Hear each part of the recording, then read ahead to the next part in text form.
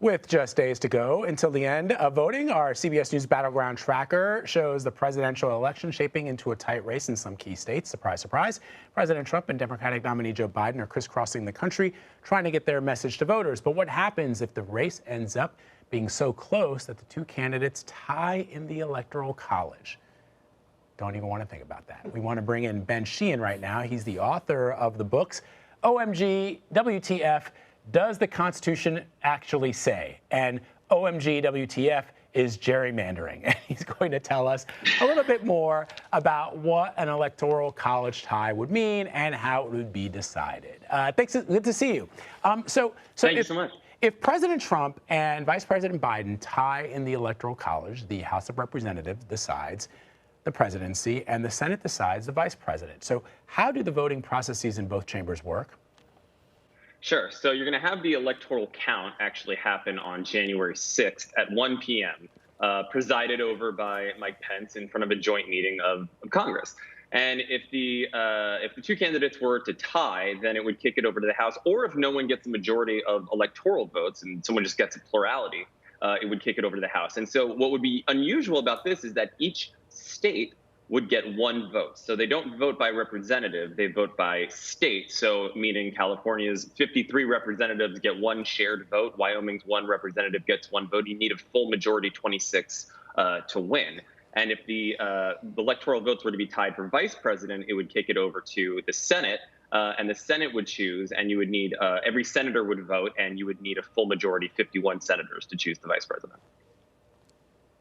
Okay, so this makes this next question maybe a little more complicated or a little simpler. Many congressional lawmakers are also up for re-election.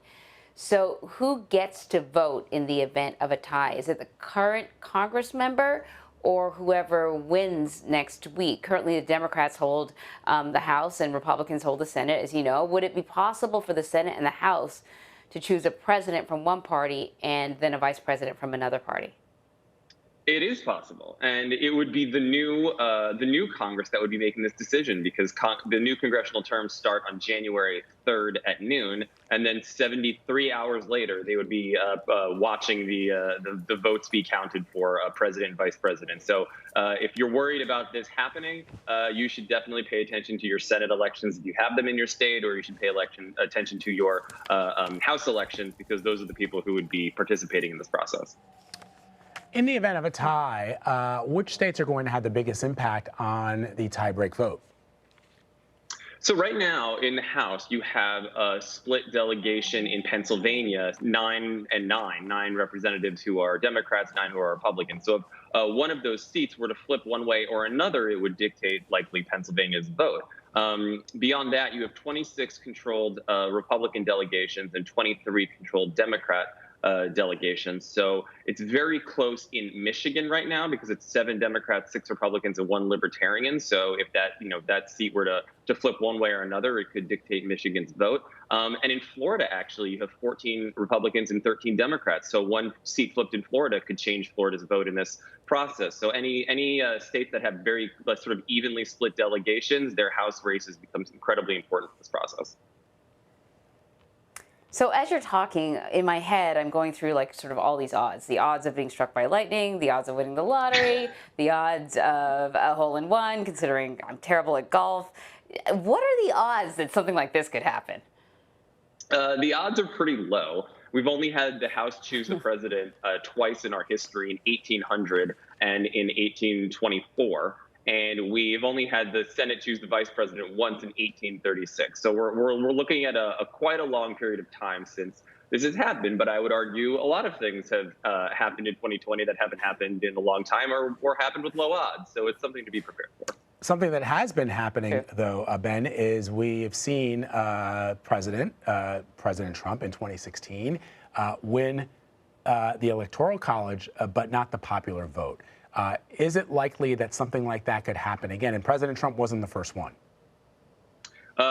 Yes, it is likely that something like that could happen again. And you're correct, President Trump is not the first one. In fact, 4 times in our history has somebody won the popular vote and lost the Electoral College. And once in our history, back in 1824, the person who won the presidency won neither the popular vote nor the Electoral College. So again, hasn't happened a lot in our history, but twice in the last 20 years sort of shows that something is going on. We are going deep into the crates, Vlad. Do you feel like we've had conversations that we have never had before about sort of understanding the Constitution, how the elections work, just all kinds of stuff? Yeah, which is great. I mean, if there's anything, Ben, that we've seen over the course of the last year as we near Election Day is deep dives into our Constitution, into sort of the laws that govern every state when it comes to voting.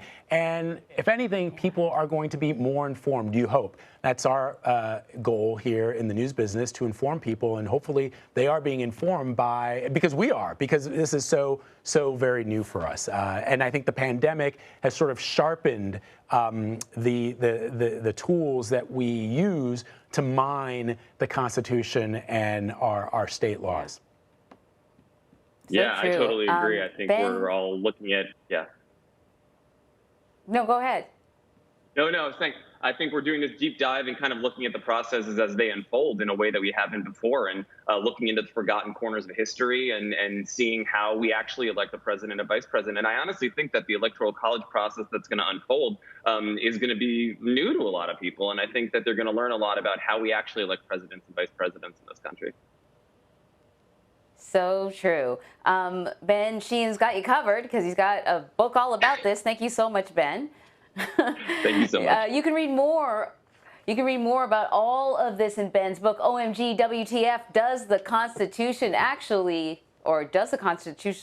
say that? I feel like I'm missing something. No, it's OMG. Does the Constitution actually say? What the F does the Constitution actually say? Thank you, Vlad. I'm one of those people that texts in full words. I'm not. I text in emojis primarily.